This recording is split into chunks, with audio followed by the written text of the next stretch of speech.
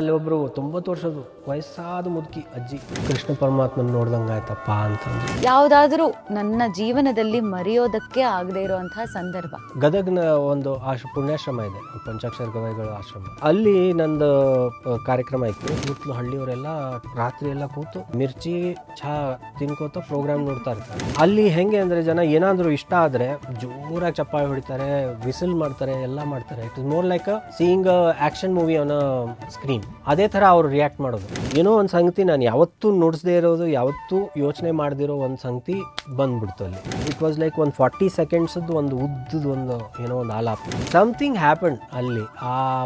ಆ ಮೂಮೆಂಟ್ ಅಲ್ಲಿ the whole audience including the artist on the stage, ಅಲ್ಲಿರೋರು ಎಲ್ರಿಗೂ ಒಂದೇ ಸಮಯಕ್ಕೆ ಏನೋ ಒಂದು ಆವರಿಸ್ಕೊಂಡು. ಅದಾದ್ಮೇಲೆ ಅಲ್ಲಿ ಒಬ್ರು 90 ವರ್ಷದ ವಯಸ್ಸಾದ ಮುದುಕಿ ಅಜ್ಜಿ ಫುಲ್ ಅಳ್ತಾ ಇದ್ದಾರೆ. ಅವರು ಅಂತ ಅವ್ರು ಬಂದು ಕಾಲಿಗೆ ಬಿದ್ರು. ಕೃಷ್ಣ ಪರಮಾತ್ಮನ ನೋಡ್ದಂಗಾಯ್ತಪ್ಪ ಅಂತ. ಇಲ್ಲ ರೀ, ನಾನೇನು ಮಾಡಿಲ್ಲ, ಅದು ಆಯಿತು ಅಷ್ಟೇ. ಅದು ಐ ಕೆನಾಟ್ ರೀಕ್ರಿಯೇಟ್.